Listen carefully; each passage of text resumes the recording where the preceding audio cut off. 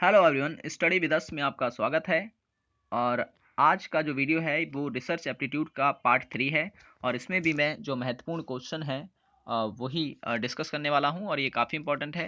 इस सीरीज़ से आपको ये पता चलेगा कि आपकी तैयारी अभी कितनी हुई है। और अगर आप यूजीसी नेट पेपर 1 की तैयारी कर रहे हैं तो आप हमारी प्लेलिस्ट पे जा सकते हैं, जहाँ पर लगभग सभी जो टॉपिक्स हैं उनको क्लियर किया गया है, तो आप वो देख सकते हैं। तो रिसर्च एप्टीट्यूड के क्वेश्चंस को सॉल्व करने से पहले आपको रिसर्च एप्टीट्यूड की नॉलेज होनी चाहिए कि ये क्या होता है, कितने प्रकार होते हैं, इसके चरण क्या होते हैं। तो इसके लिए आप प्लेलिस्ट में जा सकते हैं। प्लेलिस्ट में सारा का सारा दिया गया है। और अगर आप सिर्फ रिसर्च एप्टीट्यूड के बारे में जानना चाहते हैं तो इसके डिस्क्रिप्शन में, इस वीडियो के डिस्क्रिप्शन में लिंक दी गई है। आप उसे अगर अच्छी तरह से पढ़ लेते हैं तो ये क्वेश्चंस करना आपके लिए बहुत आसान हो जाएगा। तो शुरू करते हैं आज का क्वेश्चन। पहला है, शिक्षण उद्देश्यों के आधार पर शिक्षण को वर्गीकृत किया गया है। कितने वर्गों में वर्गीकृत किया गया है? ऑप्शन ए कहता है ज्ञानात्मक, भावात्मक एवं क्रियात्मक शिक्षण में। दूसरा ऑप्शन कहता है दार्शनिक, मनोवैज्ञानिक एवं सांस्कृतिक शिक्षण में। तीसरा ऑप्शन कहता है आध्यात्मिक, भौतिक एवं मानसिक शिक्षण में, या फिर उपयुक्त में से कोई नहीं। तो क्वेश्चन नंबर 74 का जो आंसर है वो है आंसर ए, यानी ज्ञानात्मक, भावात्मक एवं क्रियात्मक शिक्षण में जो है शिक्षण को वर्गीकृत किया गया है। नेक्स्ट क्वेश्चन है, शिक्षक प्राय शिक्षण प्रदान करते हैं किस स्तर पर? यहाँ पर 4 स्तर दे रखे हैं। ए ऑप्शन कहता है एक समान स्तर पर, विविध स्तर पर, त्रिस्तर पर, या फिर चतुष्पद स्तर पर। तो आपको बताना है इसमें से सही आंसर कौन सा है। तो इसका आंसर है त्रिस्तर पर। नेक्स्ट क्वेश्चन है, स्मृति स्तर के शिक्षण का संभावित संबंध छात्र के निम्नलिखित व्यवहार से होगा। तो कौन से व्यवहार से होगा? पहला कहता है पुनर्वहन, पहचान, बोध, या ए और बी दोनों ही। तो 76वें का जो आंसर है वो है आंसर डी, ए और बी दोनों, यानी पुनर्वहन और पहचान। नेक्स्ट क्वेश्चन है, एक उत्तम शिक्षक को न्यूनतम ढंग से किस स्तर तक शिक्षण करना चाहिए? ऑप्शन ए कहता है अवबोध स्तर पर, स्मृति स्तर पर, चिंतन स्तर पर, या फिर मूल्यांकन स्तर पर। तो क्वेश्चन नंबर 77 का जो सही आंसर है वो आपने गैस कर लिया होगा। तो इसका जो आंसर है आंसर ए, अवबोध स्तर पर। नेक्स्ट क्वेश्चन है, शिक्षक को उत्तम शिक्षण को चिंतन स्तर तक पहुंचाना चाहिए। कहां पर? 4 ऑप्शन दे रखे हैं, प्रतिभाशाली कक्षा में, सामान्य कक्षा में, मानसिक दुर्बलता वाली कक्षा में, या फिर प्रत्येक कक्षा में।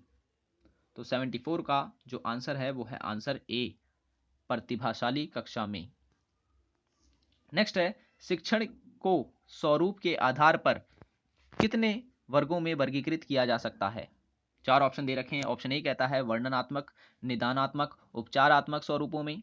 दूसरा कहता है कथनात्मक, प्रश्नात्मक, व्याख्यात्मक स्वरूपों में। तीसरा ऑप्शन कहता है क्रियात्मक, भावनात्मक, संज्ञानात्मक स्वरूपों में, या इनमें से सभी। तो ये जो क्वेश्चन है आप अच्छी तरह अगर कर सकते हैं, अगर आपने हमारा जो रिसर्च एप्टीट्यूड का वीडियो देख रखा है तो डिस्क्रिप्शन में लिंक दी गई है, आप उसे देख सकते हैं। तो इसका जो 79 का जो आंसर है वो है आंसर ए, शिक्षण को स्वरूप के आधार पर वर्गीकृत किया गया है 3 वर्गों में, वर्णनात्मक, निदानात्मक और उपचारात्मक। नेक्स्ट क्वेश्चन है, शिक्षा के चरों का प्रमुख कार्य क्या है? निदानात्मक, उपचारात्मक, मूल्यांकनात्मक, या फिर उपयुक्त सभी। ए बी सी डी, कौन सा आंसर इसका सही है? तो इसका जो सही आंसर है वो है आंसर डी, उपयुक्त सभी। यानी शिक्षा के ये सारे के सारे चर होते हैं, निदानात्मक, उपचारात्मक या मूल्यांकनात्मक। ठीक है ना। नेक्स्ट क्वेश्चन है, शिक्षण संबंधी उपचारात्मक कार्य का संबंध है किससे है? ऑप्शन ए कहता है शिक्षण कौशल को व्यवहार परक बनाना, पृष्ठपोषण प्रविधियों की व्यवस्था करना, उपयुक्त दोनों ही, या उपयुक्त में से कोई नहीं। तो आपने आंसर गैस कर लिया होगा। तो इसका आंसर है उपयुक्त दोनों, यानी दोनों ही, ए और बी जो है वो इसका आंसर है। नेक्स्ट 82वां क्वेश्चन कहता है शिक्षण सात्यांक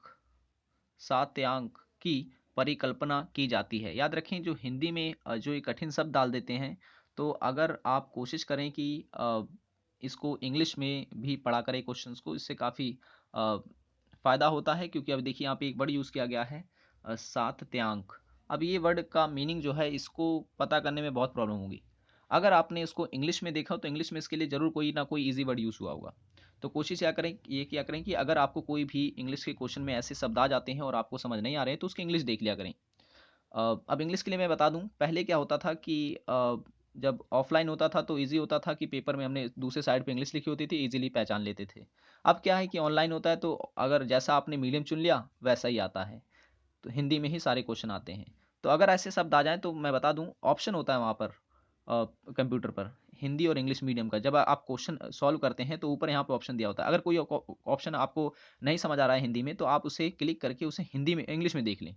तो इंग्लिश में आप देख लें तब उसकी बात है। इसमें टाइम तो लगता है, लेकिन आप अगर क्वेश्चन की अंडरस्टैंडिंग अच्छी नहीं बना पाएंगे तो फिर आप आंसर नहीं कर सकते। तो कोशिश करें इस तरीके से। तो 82वां क्वेश्चन जो है, शिक्षण सातयांक की परिकल्पना की जाती है किसमें? अनुबंध से लेकर विश्वास प्रतिपादक तक, व्यवहारिक परिवर्तन से लेकर विश्वास परिवर्तन तक, प्रारूपिक सामान्य अधिगम से लेकर संपूर्ण आस्था में परिवर्तन तक, या फिर उपयुक्त सभी सत्य हैं। तो 82वें का जो सही आंसर है वो है आंसर डी, यानी ये सब के सब ठीक है। नेक्स्ट है, अनुबंध के प्रणेता हैं, तो कौन है जिन्होंने अनुबंध को प्रोत्साहित किया या फिर आगे तक ले गए, उनके जनक कह सकते हैं हम लोग, कौन है? पावलॉक, गेस्टाल्ट, स्किनर, या फिर थार्नडाइक। ये चार दे रखे हैं, तो आपको बताना है इसमें सही आंसर क्या है। अगर आपने तैयारी अच्छी तरह कर रखी है तो 100% आप इसका आंसर जानते होंगे। तो इसका आंसर है आंसर ए, पावलॉक। लाव जो है वो अनुबंध के प्रणेता हैं। नेक्स्ट है, प्रशिक्षण प्रदान किया जाता है किसके द्वारा? मांसपेशियों को, मतलब कि प्रशिक्षण प्रदान किया जाता है किसको? मांसपेशियों को, निम्न श्रेणी के जीवों को, दस्तकारों को, या सभी को। तो 84 यानी 84वीं का जो आंसर है वो आंसर डी, उपयुक्त सभी को। नेक्स्ट क्वेश्चन है, प्रतिपादन किया जाता है किसका? ब्रेन वॉशिंग के द्वारा, आमूल चूक विचारों में परिवर्तन करके, समूल विश्वासों में परिवर्तन करके, या फिर उपयुक्त में से सभी। तो 85 का जो आंसर है वो है आंसर डी, सभी के द्वारा जो है प्रतिपादन किया जाता है। नेक्स्ट है, निम्न में से कौन सा उद्देश्य अनुदेशन से संबंधित है? बालक के व्यवहारिक परिवर्तन एवं आदतों का विकास करना, बालक के व्यवहार में परिवर्तन करना तथा कौशलों का विकास करना, या फिर ज्ञान का प्रसारण या एवं ज्ञान का विकास करना, या फिर विश्वास परिवर्तन तथा विश्वास एवं मूल्यों का विकास करना।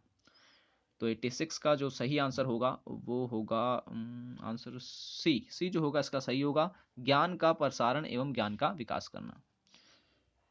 तो इस तरीके से ये तो थे हमारे कुछ इंपॉर्टेंट क्वेश्चंस।